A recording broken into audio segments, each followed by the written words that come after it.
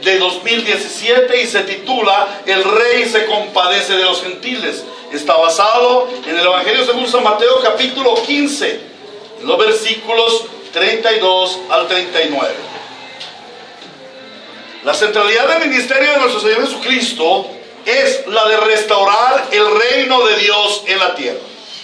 Cuando el Señor Jesús bajó de los cielos y se hizo hombre, su propósito principal fue el de arrebatar a Satán el reino que usurpó en el Edén. Todos los hechos que registra la Biblia acerca del Señor Jesús en los evangelios nos muestran cómo el Señor Jesús arrebata el reino. Le arrebata al enemigo el reino. Desplaza las tinieblas para extender su hermoso reino de luz. La semana anterior estuvimos meditando en el Evangelio de Mateo capítulo 15, 29 al 31. Y vimos hace 8 días la forma como Cristo venció a las tinieblas y su reino de enfermedad y muerte entre los gentiles, anunciando, proclamando así que el reino de los cielos había sido extendido en gracia y en misericordia a los gentiles, al pueblo que no era llamado su pueblo, al pueblo que no tenía las promesas.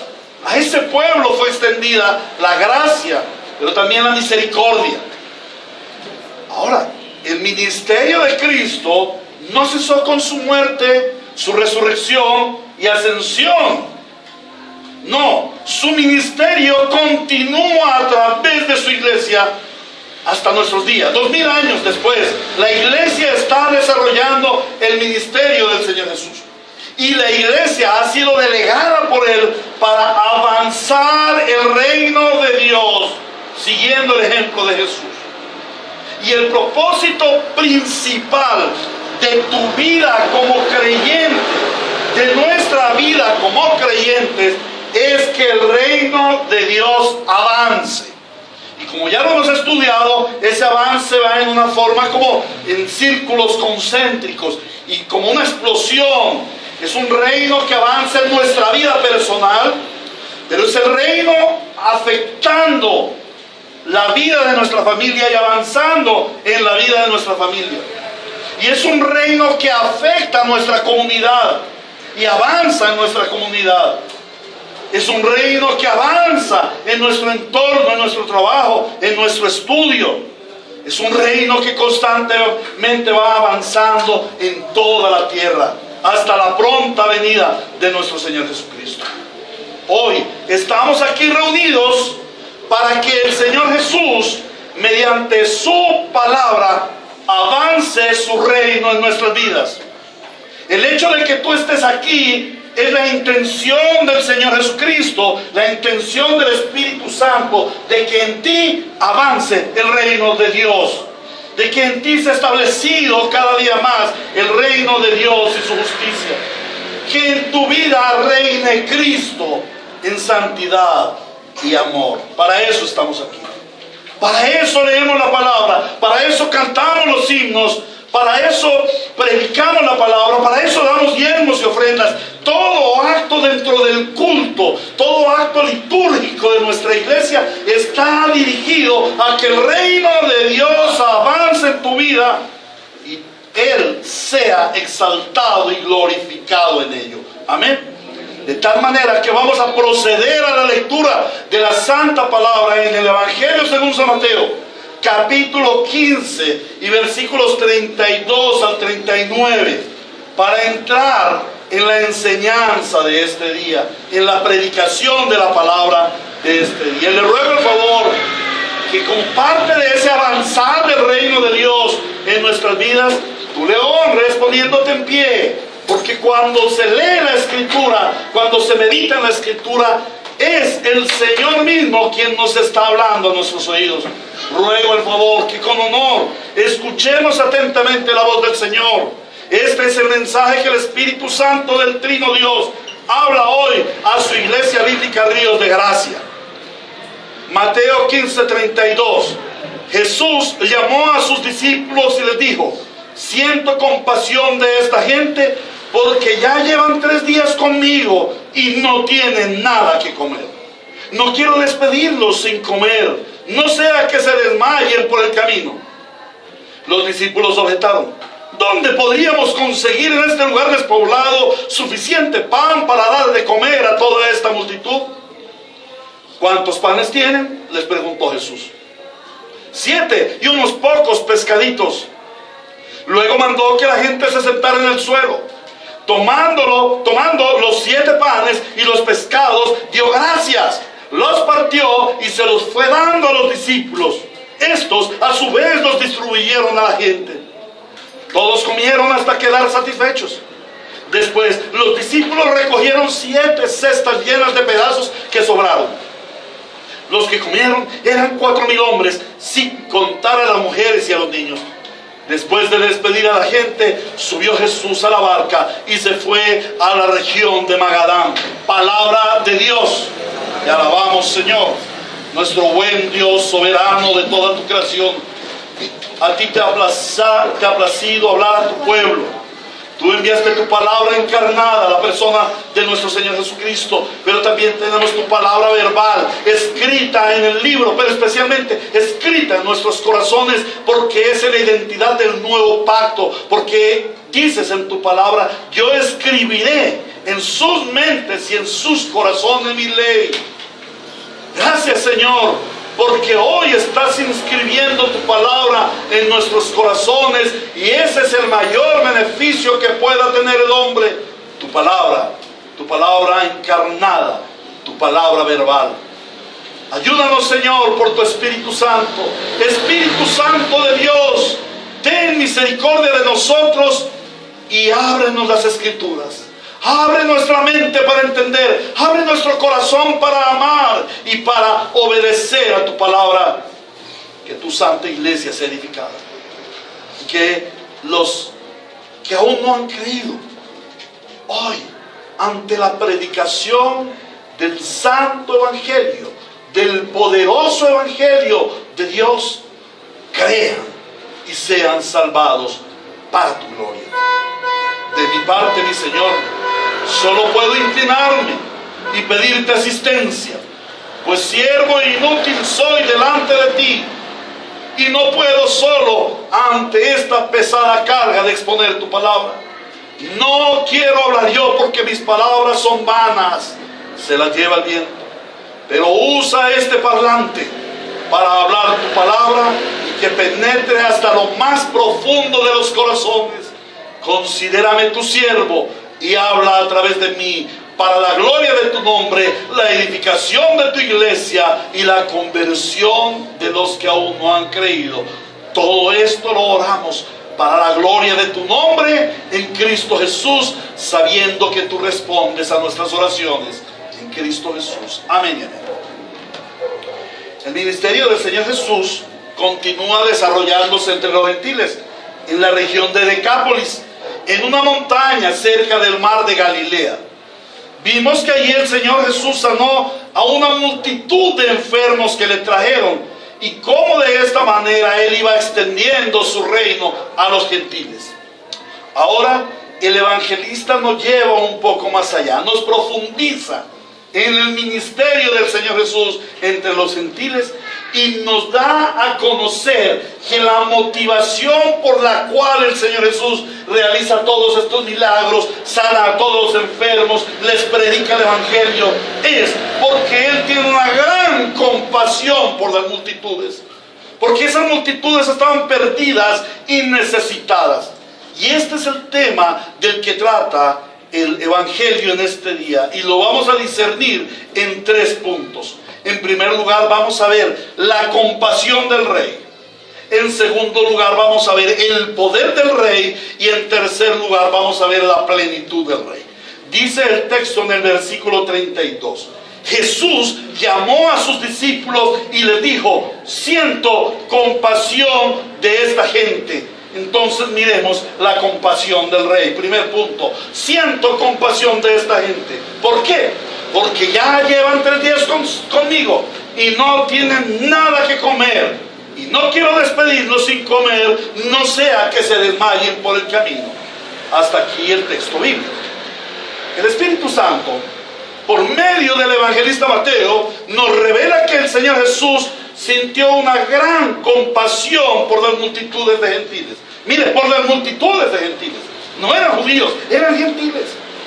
Y este es uno de los atributos de Dios y de Cristo, Dios hombre. Su compasión. Nuestro Dios es un Dios amoroso y compasivo. El único Dios que es amoroso y compasivo. Y esto debe impactarnos, esto debe estremecernos para nosotros, porque a nosotros el pecado nos perjudicó y nos quitó esa identidad de Dios de compasión. Como seres humanos somos carentes de compasión. Ahora, la palabra compasión aquí no significa un simple dejo de pesar, de tristeza por alguien. En el caso de Cristo, compasión significa ser removido hasta las entrañas. Significa un dolor o sentimiento interno que penetra a lo más profundo de su corazón. En el caso de compasión del Señor Jesús, es algo realmente intenso, estremecedor. Y en ese caso, esa compasión que tiene o que siente el Señor Jesús en este texto, en esta escena, es una compasión más alargada, una compasión excedida, y es una compasión que está dirigida hacia los gentiles. Que el Señor Jesús tenga compasión por su pueblo, los judíos, bueno, es comprensible, porque su pueblo es el pueblo que Él escogió, es el pueblo que Él llamó. Pero ahora vemos que Él tiene una gran compasión por aquellos que no éramos su pueblo, por aquellos que somos llamados gentiles. Ahora, el Señor nos da varias razones por qué Él es movido a esa compasión. Y la primera es la necesidad de las gentes. El Señor dice, siento compasión de esta gente porque ya tienen 3 días conmigo y no tienen nada que comer. El aspecto expreso del texto, lo que nos dice el texto, es que la gente llevaba 3 días con Él. Pero el aspecto tácito, o sea, que no está escrito allí, no está evidente, es que Él llevaba 3 días con ellos. Lo importante no es que ellos estaban con Él, sino que Él estuvo con ellos. Y este es lo más importante del texto, la entrega total del Señor Jesús hacia aquellas multitudes de gentiles. ¿Cómo Él se entrega por los gentiles? Ellos llevaban 3 días con Él, pero ¿y Él? Él llevaba 3 días con ellos. Ellos tenían hambre, pero ¿y Él estaba lleno? No, Él también tenía hambre. Ellos estaban cansados, pero ¿y Él? No, Él también estaba cansado. A pesar de que la misericordia del Señor, la compasión del Señor nos dirige a mirar a los gentiles, el texto también debe llevarnos a mirar a Cristo. ¿Cómo estaba Cristo allí? Ahora, el aspecto expreso es que ellos tenían necesidad de comida. Ya llevaban 3 días, ahora tenían hambre, no tenían que comer. Ellos tenían necesidad de comida. Pero el aspecto tácito es que Jesús estuvo 3 días ministrando su mayor necesidad. Inicialmente podemos analizar o ver, es que la necesidad de ellos era la comida. Pero en realidad no era la comida. El Señor Jesús, ¿por qué había estado 3 días con ellos? Ministrándole a la mayor necesidad. ¿Y cuál es la mayor necesidad de los gentiles? Conocer el reino de Dios. El Señor Jesús estuvo 3 días con aquellos gentiles para enseñarles, para revelarles el reino de Dios. Ahora, la mayor compasión no es la de ver que las multitudes no tenían comida, sino que no tenían el pan que bajó del cielo. Esa era la verdadera compasión que tenía el Señor Jesús. No que no tuvieran que comer, sino que ellos no tenían el pan que bajó del cielo. Y por ellos estuvo 3 días con sus noches para darse a sí mismo, para suplir su mayor necesidad, la presencia del Señor Jesús para vida eterna en aquellos gentiles. Ahora, también debemos asombrarnos que para los gentiles lo más importante no fueron los milagros, ni si tenían alimento para sobrevivir en el desierto. Mire, el Señor Jesús pudo haber hecho los milagros y la gente se pudo haber ido beneficiada con los milagros, pero no, las multitudes se quedaron. Ahora, ellos cuando fueron a esa campaña evangelística, algunos de ellos llevaban quizás su mochilita con algo de pan, con algo de pescado. Recuerden, estaba junto al mar de Galilea. Algo de fruta, algo para comer, nueces. Algo llevaban en la mochila, agua. Pero bueno, ¿cuánto va a durar la campaña? Bueno, puede durar un día. Y otro diría, quizás 2. Pero lo tremendo era que eran ya 3 días. ¿Y qué pasó con los gentiles? No, ya el Señor nos hizo el milagro, nos vamos.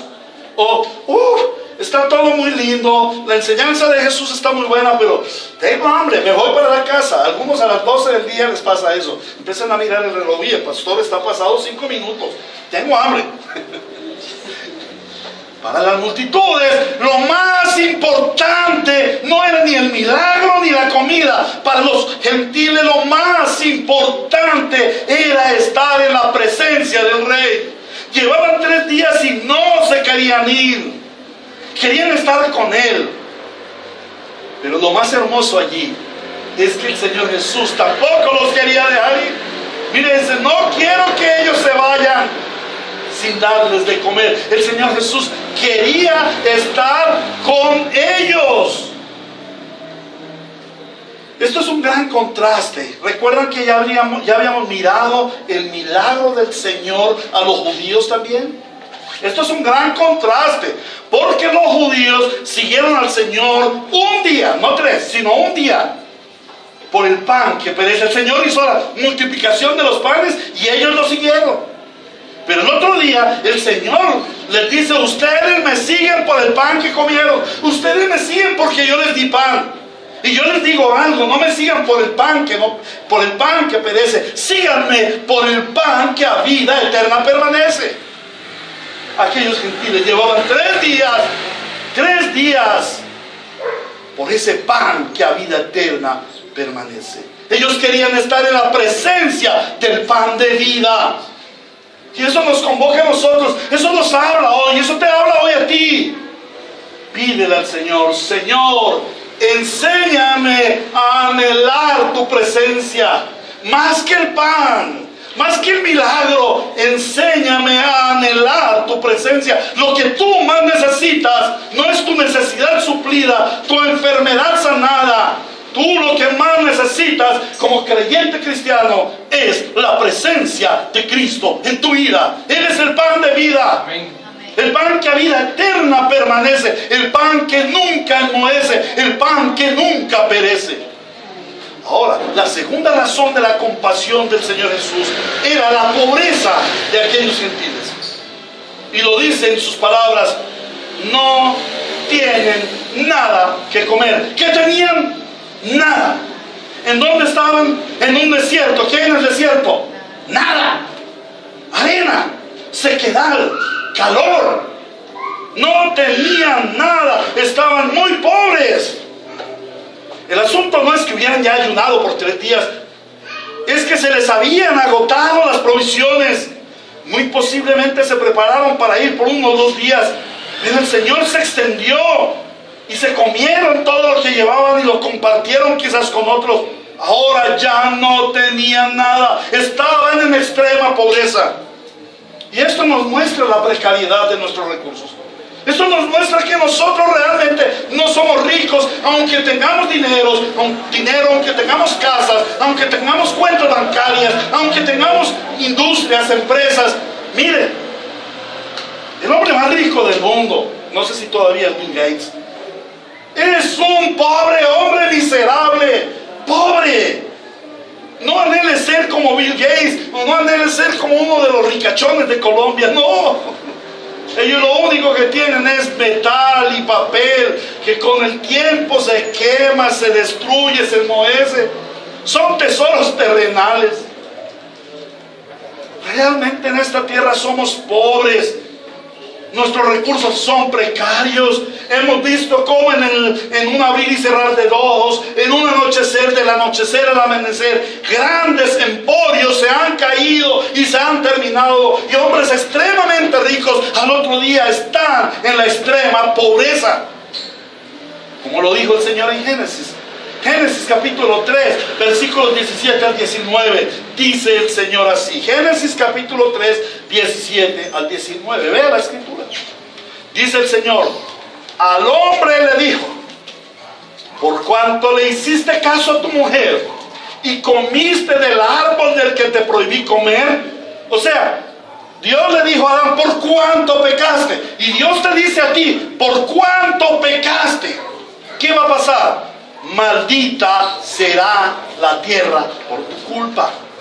Todos los días de tu vida la tierra te producirá cardos y espinas. ¿A cuántos de nosotros nos gustan unas espinitas escalfadas o un bistec de cardos? Nada. Esos cardos y esas espinas nos hablan de pobreza extrema. Por más que se trabaje todos los días de tu vida, la maldición de la tierra solo produce cardos y espinas. Y el Señor dice: y comerás hierbas silvestres, y te ganarás el pan con el sudor de tu frente, hasta que vuelvas a la misma tierra de la cual fuiste sacado. ¿Por qué? Porque eres polvo. Eres polvo. ¿Quién me quiere comprar unos 5 gramitos de polvo que recojo de allá afuera? ¿Quién me da $1,000,000 de pesos por 1 gramo? O mejor, por una tonelada de polvo. Nadie da nada por el polvo. El polvo perece, el polvo se lo lleva el viento.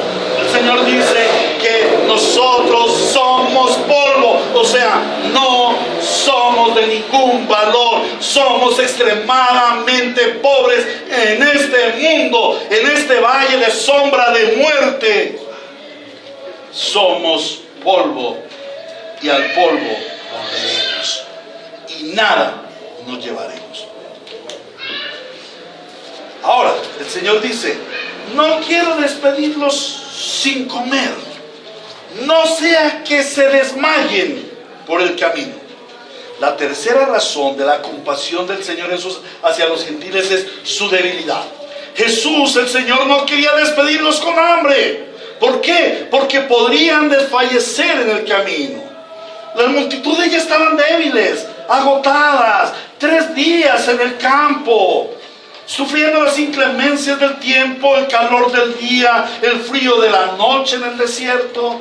Se habían comido todo lo que tenían, ya las energías eran muy pocas, la jornada había sido larga, estaban agotados porque no habían comido. Y si se fueran así para sus casas, esto llevaría una jornada también de varias horas caminando. ¿Y qué les iba a causar? Un desmayo físico. Se iban a desmayar por el camino, se iban a caer por el camino. Pero el Señor no trata aquí solamente de las fuerzas físicas. La palabra no es solamente palabra para las cosas físicas, la palabra es preeminentemente espiritual. El Señor habla aquí de que se desmayarían también sus fuerzas espirituales. Un cuerpo con hambre, un cuerpo débil y cansado está expuesto a desfallecer en su fe. ¿Cuántas veces nos ha pasado a nosotros que por alguna circunstancia de nuestra vida desfallecemos en nuestra fe y decimos: el Señor se ha olvidado de mí, el Señor ya no me me quiere. No quiero volver a la iglesia porque el Señor me abandonó. Oh, cuando hay debilidad en nuestro cuerpo, esa debilidad se transmite a nuestro espíritu y también desfallecemos. Por ello, a semejanza de Jesús, la iglesia también tiene que preocuparse por las necesidades naturales de los creyentes. Y en eso tengo que retornar al principio del texto. Algunos dirán, bueno, pero ¿por qué el pastor empezó a hablar sin mirar la primera parte del texto? Un aspecto muy importante de la compasión del Señor en este pasaje es la enseñanza a sus discípulos. Y vamos a ir allí al Evangelio de Mateo capítulo 15, 32. ¿Cómo comienza la historia? ¿Cómo comienza el texto? El texto dice: Jesús llamó a sus discípulos y les dijo. Jesús llamó a sus discípulos. Recordemos que el tiempo de Cristo en esta época, en estos 6 meses, el tiempo de Cristo con sus discípulos era un tiempo de enseñanza. Él salió de la región de Judea, de la región de Galilea, del pueblo, de la nación de Israel, del territorio israelita. Cruzó las fronteras para estar con sus discípulos y tener un tiempo apartado para enseñarles, para ministrarles, para prepararlos para el ministerio. El Señor llama a sus discípulos y les imparte su corazón compasivo y les dice: siento compasión de esta gente. El Señor les enseña que como discípulos de Él deben tener un gran amor por los que se acercan a la fe. Y que cuando fueran iglesia, cuando comenzaran el ministerio eclesiástico, deberían ministrar a las necesidades de los creyentes, y no solamente a las espirituales, sino también a las físicas. Y eso fue lo que hicieron ellos, porque cuando nosotros nos acercamos a Hechos de los Apóstoles, capítulo 2, y de ahí en adelante toda la historia de Hechos de los Apóstoles, el Señor nos habla de la gran compasión y de la gran misericordia que llevaban impresa aquellos 12 apóstoles. Y de cómo reunían y tenían capacidades para poder suplir las necesidades de los hambrientos, de las viudas, de los huérfanos. Y de cómo también sanaban a los enfermos invocando el nombre del Señor. La compasión es un atributo del carácter de Cristo que es transmitido a su iglesia. La compasión es un atributo del carácter de Cristo transmitido a ti. Tú no puedes decir que eres un cristiano si no tienes compasión. Compasión por las gentes, compasión por tu mamá, compasión por tu papá, compasión por tu hijito, compasión por tu hermano. Aún, como hablaba ayer con mi discípulo, compasión por el enemigo, para orar por él. Y si fuera necesario, para ministrarle a él. Pasemos pues al segundo tema, o al segundo aspecto, el segundo punto del sermón de esta mañana. Y se titula o se subtitula El poder del rey. Versículo 33 al 37. Dice: los discípulos objetaron: ¿dónde podríamos conseguir en este lugar despoblado suficiente pan para dar de comer a toda esa multitud? ¿Cuántos panes tienen?, les preguntó Jesús. 7 y unos pocos pescaditos. Entonces mandó a que la gente se sentara en el suelo. Y tomando los 7 panes y los pescados, dio gracias, los partió y se los fue dando a los discípulos. Y estos a su vez los distribuyeron a la gente. Todos comieron hasta quedar satisfechos. Después los discípulos recogieron 7 cestas llenas de los pedazos que sobraron. El Señor Jesús se duele. El Señor Jesús comprende la situación de aquellas personas. Y no solamente se duele y comprende, sino que Él quiere, Él desea una solución y quiere dar solución a esa necesidad humana. Esta es la compasión. El Señor Jesús no solamente tiene pesar de las gentes, sino que Él se duele, se remueve en sus entrañas, como dice la palabra compasión. El Señor Jesús comprende aquella situación, se identifica con ellos, pero no se queda allí. La compasión es un verbo de gran acción, un verbo que conmueve, que lleva a actuar. Y el Señor Jesús quiere dar la solución. Y esta es su compasión. Le mueve la acción. La compasión de Jesús le lleva a manifestar su poder. Los discípulos, como en la vez anterior, se resistieron a la delegación que el Señor les estaba dando y de inmediato objetaron: no podemos, no tenemos, no alcanzamos, mira dónde estamos, no hay nada. En otras palabras, le dijeron: bueno, Señor, pero ¿cómo nos vas a pedir a nosotros algo que es imposible de hacer? No podemos hacerlo. Es que ellos no habían aprendido la lección. Hacía no más de 6 meses que ellos habían pasado lo mismo allí también en la tierra judía, al otro lado del mar de Galilea, en otro monte, con otra multitud, esta vez de judíos, pero ahora eran los gentiles. El Señor Jesús multiplicó en esa ocasión 5 panes y 2 peces para una multitud de cerca de 15,000 personas. Y ellos lo vieron. Pero no se acordaron.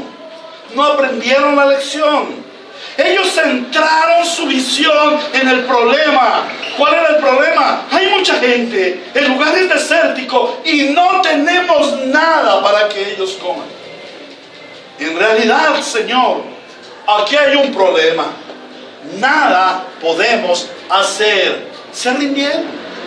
Y esta es la incapacidad humana. Esta es nuestra incapacidad. ¿Qué puedo hacer yo cuando mi mamá es internada en el hospital? ¿Qué puedo hacer yo cuando espero la consignación de mi quincena o de mi salario y cuando me llega esta embargada? ¿Qué puedo hacer cuando me traen la noticia de que mi hijo está en las drogas? ¿Qué puedo hacer cuando me dicen que voy perdiendo el año de estudios? ¿Qué puedo hacer? Ya no puedo hacer nada. Yo me rindo. Esa es la incapacidad humana. Nada podemos hacer. Y el Señor dice: sin mí nada pueden hacer. Por eso los discípulos se rindieron. Ahora, ¿qué pasó? Los apóstoles se concentraron en el problema y por ello no vieron la solución. Ya habían olvidado el anterior milagro. ¿Y por qué habían olvidado? Hermanos, porque como seres humanos, como cristianos, y decimos ser pueblo de fe, nos olvidamos permanentemente. Somos olvidadizos. ¿Recuerdan que nosotros hacemos la Santa Cena cada mes? Ahora la hacemos cada mes porque hace como 5 años la hacíamos cada semana. ¿Y por qué por qué nosotros celebramos la Santa Cena cada mes? Porque el Señor dice: para que traigan la memoria. ¿Por qué traer la memoria? Porque somos olvidadizos, hermanos. Somos olvidadizos de quién es el Señor, de qué ha hecho, de cuál es su poder. Entonces, ellos olvidaron el milagro porque eran olvidadizos. En segundo lugar, pienso que ellos no creyeron que pudiera haber otro milagro. Bueno, el Señor multiplicó los panes y los peces esa vez. Eso fue porque fue esa vez. Eso fue porque, bueno, era con nuestro pueblo, los judíos. Entonces el Señor multiplicó los panes, pero no sé, esta vez no creo que haga otro milagro igual. Ellos creyeron que los milagros del Señor se limitan a un evento específico. Oh, que el Señor le dio la vista a un ciego. Ah, sí, eso fue en la época de Jesús. Ay, el Señor multiplicó los panes y los peces. Sí, eso fue en la época. Hoy en día no se ven esos milagros. Ah, se nos olvida el poder de Cristo. Pero cuando nosotros creemos y tenemos fe, vamos a ver el gran poder de Cristo transformando las situaciones naturales de nuestra vida. Podemos ver el poder de Cristo sanando enfermos. Podemos ver el poder de Cristo limpiando leprosos. Podemos ver el poder de Cristo salvando a los que parecen insalvables. Podemos ver el poder de Cristo dando un empleo en donde no se piensa que se pueda dar un empleo. Podemos ver el poder de Cristo abriendo puertas que el hombre piensa que no se podrán abrir. Y bien, en estos últimos tiempos vamos a ver el poder manifiesto de Cristo. Pero debe haber una iglesia que crea, una iglesia que no se olvida de que nuestro Señor Jesucristo es poderoso. Amén. Algunos dicen, pero ¿para qué predicar el evangelio si toda la gente está muerta en pecados y nadie va a creer? No importa. No importa cuántos crean, tú no estás enviado a que la gente crea, tú estás enviado a predicar. De que la gente cree se encarga a Él. Amén. Algunos me dicen, uy pastor, pero es que usted habla muy duro. Sí, yo tengo que hablar duro, a voz en cuello, como habló Juan, como habló Cristo, como hablaron los apóstoles, para que todos escuchen. No se nos haga nada raro. Y así nos pasó cuando estábamos allí en López de Mesa, en nuestra casa. El vecino vino a golpear y me dijo, oígame pastor, usted habla unas cosas. Yo creo, él era sindicalista, comunista, incrédulo. Me decía, hasta allá por poco me convences, Héctor. La gente necesita oír el evangelio. Tú predica el evangelio, que el Señor se encargue del milagro de traer la gente al evangelio. Amén. Tú encárgate de orar por los enfermos, que si Él los quiere sanar, los sana. Tú encárgate de orar por las finanzas, que si Él quiere, te va a sobreabundar en finanzas. Él lo hace porque tenemos a un Cristo de todo poder, donde está la incapacidad, obra su gran poder. El Señor Jesús no limita sus milagros a un momento específico de la historia. Él extiende sus milagros hasta el día de su pronta venida, porque al igual que en el tiempo de los gentiles, hoy la gente necesita ver milagros. Algunos, no todos, van a creer porque ven la obra del Señor. Y tú eres un milagro. Amén. De haber nacido de nuevo. Tú eres un hombre o una mujer que ha sido resucitado de la muerte y del pecado, y ahora vienes a vida eterna. Y ese es el mayor milagro, porque ni la ciencia médica jamás descubrirá cómo levantar a un muerto. Pero Cristo, el dador de vida, tiene todo poder para levantar a los muertos de sus pecados y traerlos a la vida, sacarlos de las tinieblas y traerlos a su luz admirable, sacarlos del pecado y hacerlos hombres santos. A Él la gloria. Amén. Amén. Pero también a veces nosotros creemos de que no somos dignos de que Dios repita un milagro en nuestras vidas. Y por eso no clamamos a Él. Los discípulos se centraron en el problema. Y nosotros no podemos centrarnos en el problema. Debemos mirar la solución, no buscar la solución. Porque ¿sabes una cosa? Cuando nosotros buscamos nuestras soluciones, siempre nos equivocamos, siempre erramos el blanco. Y a los que estaban esta mañana en la enseñanza muy linda del pecado, ¿qué significa pecado? Errar el blanco. Nosotros siempre le damos solución a nuestras necesidades. Necesito dinero porque tengo una deuda. Muy sencillo, me saco un pagadiario y ya se solucionó el problema. No, esa no es la solución, esa es tu solución. A veces nosotros nos centramos en el problema y damos nuestra solución equivocada. Pero nosotros no debemos dar solución a nuestro problema. Debemos mirar a la solución. Jesús el Señor no solamente tiene el poder para realizar milagros. Debemos asombrarnos de que Él tiene el poder para repetir milagros una y otra vez. Él hizo en ti el milagro de salvación y Él puede hacer en ti el milagro de sanidad, y Él puede repetir en ti el milagro de provisión, y Él puede repetir en ti el milagro de evangelizar a otros y ver salvación en otros. Él puede repetir el milagro de salvar a tu familia, a tus amigos, a tus seres más queridos. El Señor es experto en repetir milagros día tras día, momento tras momento en tu vida. Vayamos al versículo 34. Dice, ¿cuántos panes tienen?, les preguntó Jesús. 7, y unos pocos pescaditos. Aparentemente no había nada.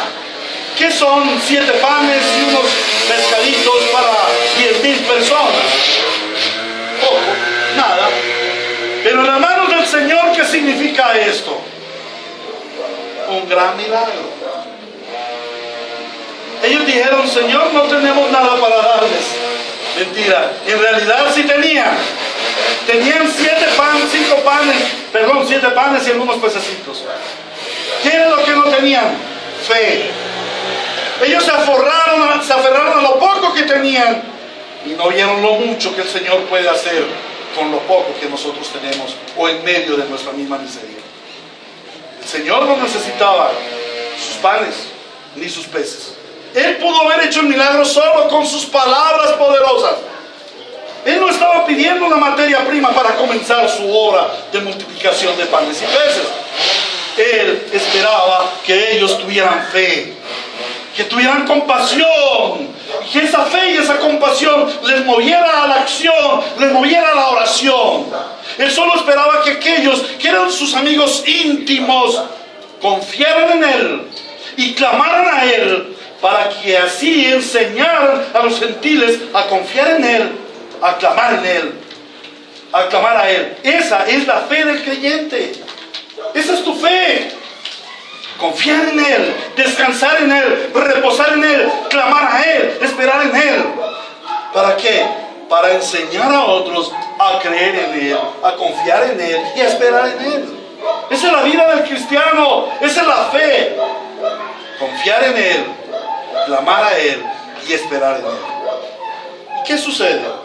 El Señor hace un gran milagro. Dice: luego mandó que la gente se sentara en el suelo. Tomando los 7 panes y los pescados, dio gracias, los partió y se los fue dando a los discípulos. Estos a su vez los distribuyeron a la gente.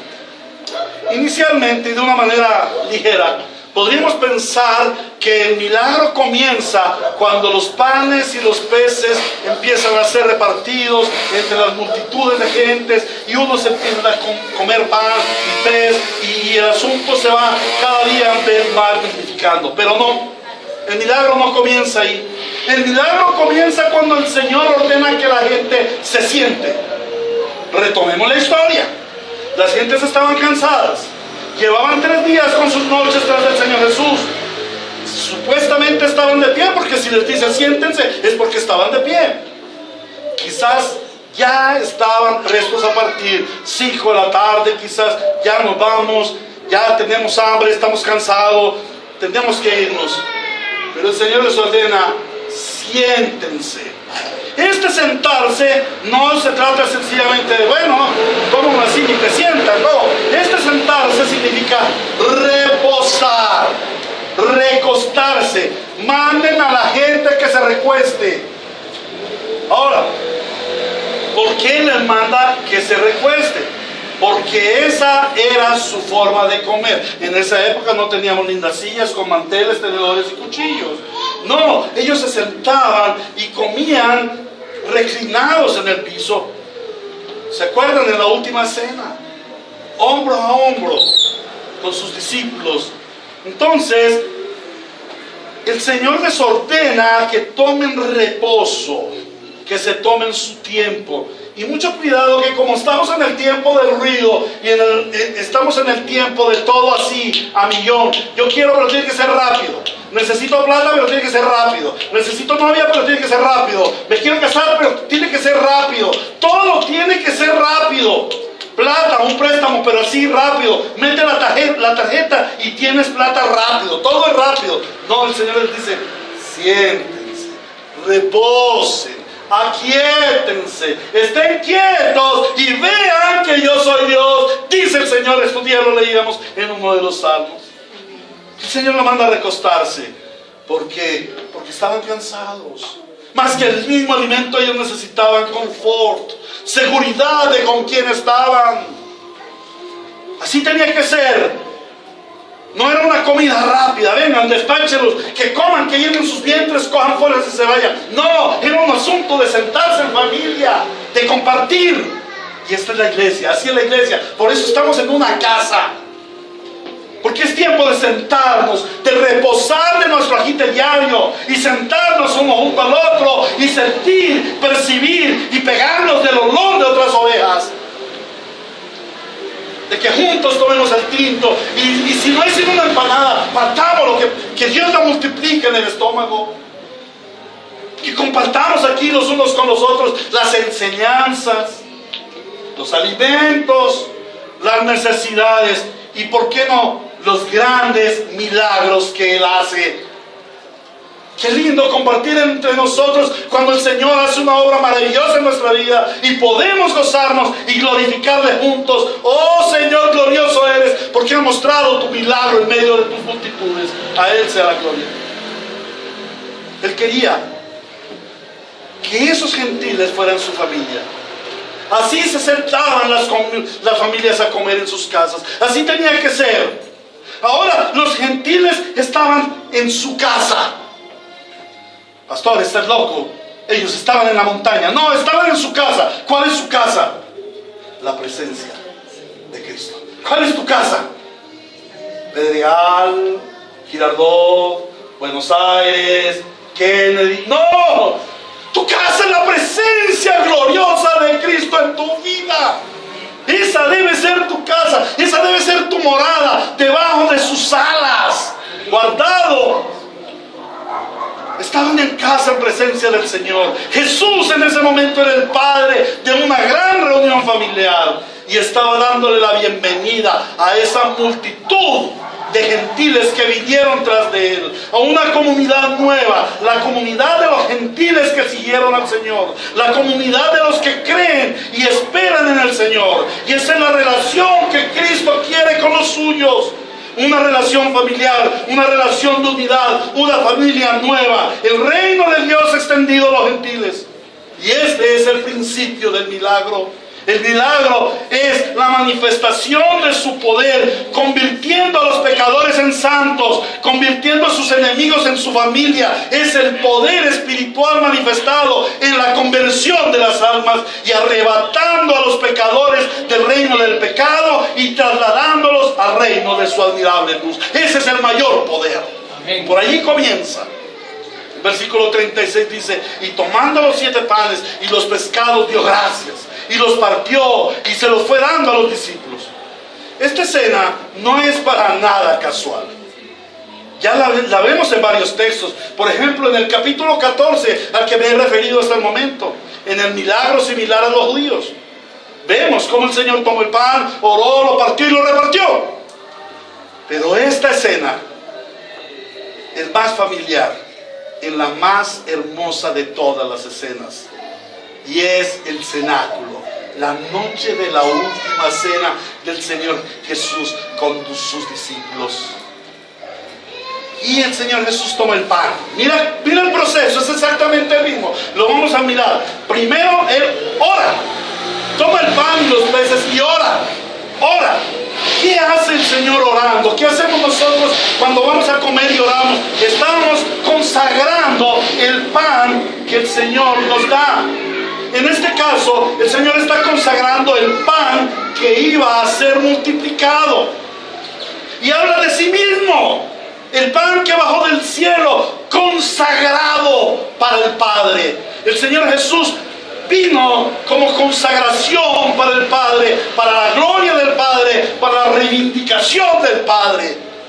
Cuando Él ora, está consagrándose a sí mismo como el pan que bajó del cielo para la gloria del Padre. En segundo lugar, da gracias. ¿Y por qué da gracias? Porque habla de sí mismo como ofrenda voluntaria al Padre. Luego, Él parte el pan. ¿Qué significa eso de partir el pan? Eso nos habla de sí mismo, nos habla de Jesucristo mismo como sacrificio vicario, siendo partido y molido por nuestros pecados. Y luego viene algo muy hermoso. Lo reparten, tomen, coman todos ustedes de él. Habla de sí mismo como el don de Dios repartido para la salvación de los gentiles. Esta cena es la última cena con los gentiles y es símbolo de la entrada de los gentiles al nuevo pacto de Dios con los hombres en Cristo Jesús. Ese es el inicio de la obra de Cristo en ti. Tú no eres judío, tú no eres pueblo, tú eres enemigo. Y Cristo te ha traído a que seas su familia, su hijo amado, su esposa amada, su hermano amado. A Él la gloria. El Señor Jesús muestra su gran poder, no solo en la alimentación de las multitudes, arrebatando la pobreza y la necesidad de las gentes con que el diablo les había oprimido, sino que es el gran anuncio de la victoria final. Cristo venciendo al enemigo en el poder de un pacto sellado con su sangre derramada en la cruz. Un pacto suficiente para alcanzar a gente de todo el mundo, en todo tiempo. Es el gran poder del Rey, el poder compasivo que derrota la arrogancia del enemigo, el príncipe de las tinieblas. Esto nos lleva a considerar nuestro tercer punto, la plenitud del Rey.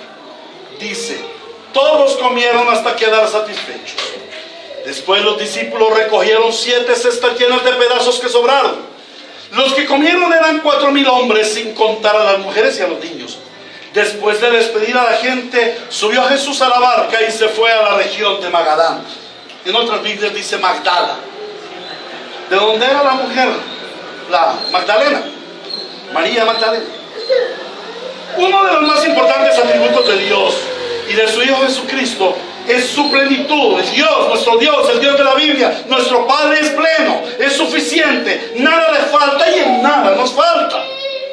Desde su revelación en la creación, Dios es Dios superabundante. Es Dios que dice multiplicados, fructificad, llenar la tierra, que no falte alimento, que no falten hierbas, que no falten árboles, que no falten frutos, que no falten peces en el mar, que se llene, que pululen las aves de los cielos. Crecer, fructificar, multiplicados, que la tierra sea llena de hombres, que le demos la gloria a nuestro Dios. Desde el principio el Señor es sobreabundante y vemos esa plenitud divina en este maravilloso milagro. En primer lugar, es una plenitud de reposo. El Señor trae a su pueblo a reposar en Él. Salmo 23, como lo leímos, y Juan 10, Él es el buen pastor que nos trae a frescas aguas, a terrenos suaves, a terrenos hermosos, donde podemos descansar. Él dice, vengan a mí los que están trabajados y cansados, porque yo les traeré descanso, yo les daré descanso. Los gentiles no fueron solamente llamados a comer, ellos fueron llamados a descansar en la presencia del Señor. Tú no fuiste llamado a recibir bendiciones de Dios. Tú fuiste llamado a descansar permaneciendo en la presencia del Señor. Anhela la presencia del Señor en tu vida como lo más importante para ti. Teniendo su presencia lo tienes todo. ¿De qué vale un milagro simplemente? ¿O de qué vale una provisión de pan si no tienes su presencia? Pero más, ellos no fueron llamados solamente a tener pan. Ese pan significó su salvación. Ahora, no solamente descansaron aquellos gentiles, aquellas multitudes, también descansaron los apóstoles. Qué carga tan tremenda que el Señor les diga, hay que alimentar a 10,000 almas. Señor, ¿y de dónde? Un pueblo por acá cerca, llegaremos mañana con unas 2 carretas para darles algo de comida. Oh, qué presión. ¿Cuántos de ustedes se han sentido presionados por una orden del Señor? ¿Cuántos de ustedes se sienten presionados para dejar un pecado? ¿Cuántos de ustedes se sienten presionados porque no pueden abandonar una relación que les está haciendo daño? ¿Cuántos de ustedes no se sienten presionados porque no pueden abandonar un pecado, una ira en su hogar, una ira en su vida personal, o un robo, o el recuerdo de un asesinato, de un adulterio o de un aborto? ¿Cuántos andan bajo esa carga que no pueden descansar? Bueno, el Señor dice, vengan a mí, yo les doy descanso. Los discípulos estaban presionados por lo que el Señor Jesús les estaba conminando a hacer. Esta mañana, hablando de la santidad, ¿a cuántos de nosotros nos causa presión la santidad? Sí, la presión, la santidad debe causarnos presión. Pero cuando el Señor obra su milagro, nosotros podemos descansar de la presión. Amén. Podemos descansar en Él. En segundo lugar, vemos su plenitud en la provisión. Él suplió a cada persona hasta saciarle. Quedaron llenos, saturados. ¿A ti no te ha pasado que te sirven una exquisita comida y tú quedas, wow, quedé satisfecho, quedé lleno, qué alimento tan rico? Y yo levanto mis manos y doy gracias, Señor, porque disfruté la comida que pusiste delante de mí, el banquete, me sacié, ya no tengo hambre. Ya no tengo hambre, estoy lleno. Bueno, el Señor hizo eso con ellos. Los llenó absolutamente. ¿Cuántos de ustedes tienen necesidades y faltantes que necesitan ser llenados por Cristo? Corre a Cristo, Él llena tu necesidad, Él llena tu faltante. Amén. Amén. Ahora, Él suplió a todos y nada le faltó. El único y Dios verdadero tiene poder para saciarte. Y a veces nosotros pensamos que es un acto solamente espiritual. Nosotros miramos a Cristo como un ser espiritual, y nuestra vida cristiana es una vida espiritual. De hecho, casi siempre es los domingos de 10 a 12.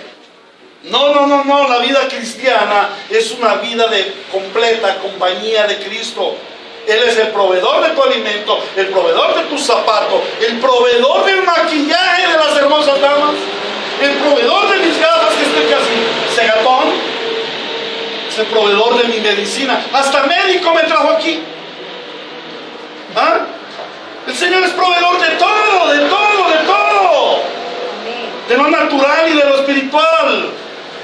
Este es un llamado a confiar en Él. En tercer lugar, vemos su plenitud en la cantidad. El Señor proveyó a todos, una gran cantidad, cerca de 10 a 12 mil personas, sin importar su condición, sin importar su fe. Él no se puso a preguntar, ¿crees en el Señor? Te doy pan. Si no crees, no te doy. No, Él derramó su gracia para todos. ¿Habrían allí incrédulos? Sí, allí habrían incrédulos. No todos serían salvos, no todos eran creyentes. Y ahí es donde vemos la gracia común de nuestro Dios, que Él da a todos los hombres, reparte con abundancia a todos, como ha repartido la predicación aquí. Todos han recibido pan abundante de la palabra de Dios. Pero algunos no creen. ¿De quién es la culpa? Dios les dio pan, pero ellos no quieren comer el pan. Ahora, para nosotros podemos ver esa gracia especial, esa gracia particular, en que Él te provee a ti de todo, nada te va a faltar. En cuarto lugar, vemos su plenitud en el exceso de la generosidad. Y uno se podría preguntar, bueno, Señor, todos comieron y quedaron saciados, era ya de noche, ya se iban para sus casas a dormir, ¿y por qué sobraron 7 cestas? Algunos dirán, bueno, pero el Señor le faltaron 5 porque eran 12 los apóstoles, y en el otro milagro fueron 12 cestas. Bueno, hay dos cosas. La primera, el número 7 significa plenitud. O sea, el Señor no estaba hablando de 12 cestas más para proveer. Estaba hablando de que su milagro fue pleno, que no se necesitaba de más. Hubo plenitud allí. Pero en segundo lugar, la diferencia era grande, porque las cestas en el anterior milagro eran más o menos de este tamaño y eran así redondas, y cabía el pan suficiente como para 1 o 2 familias. Pero estas cestas, recuerden, ellos estaban donde los gentiles, y los gentiles tenían otras costumbres. Estas cestas eran unas cestas que se ponían encima de la cabeza. Recuerdan que en cierta ocasión al apóstol Pablo lo sacaron por una ventana y lo bajaron en una cesta de pan. Bueno, en una de esas cestas, si cabía un hombre, ¿cuántos panes cabrían allí? Había una provisión súper abundante. Por si al caso alguno en su casa le faltaba, cojan mochilita y llévesela y provea para su casa también. Tú recibiste la salvación, llévatela y provéela para tu casa también, porque el Dios que da la provisión es el Dios que da la salvación y la da en abundancia para que tu familia también sea bendecida. Amén. Ahora, en este caso de provisión, el Señor estaba dando pan suficiente para la nueva jornada que tenían que afrontar los discípulos. Aquel pan se recogió porque los discípulos iban a iniciar otra jornada. Había llegado la hora de retornar a Israel. Tenían que subirse en la barca y quizás llevaban ahí más de 12 horas atravesando el lago, y cuando llegaran a sus casas tuvieran que comer, porque el Señor está interesado en guardar a los suyos y proveerles en todo lo que necesitan. Y finalmente vemos la plenitud de Cristo en la misión cumplida. Versículo 39. Después de despedir a la gente, subió Jesús a la barca y se fue a la región de Magadán. El Señor Jesús, mediante estas manifestaciones de poder, terminó su misión inicial a los gentiles. ¿Qué hizo el Señor Jesús en aquel tiempo? Abrió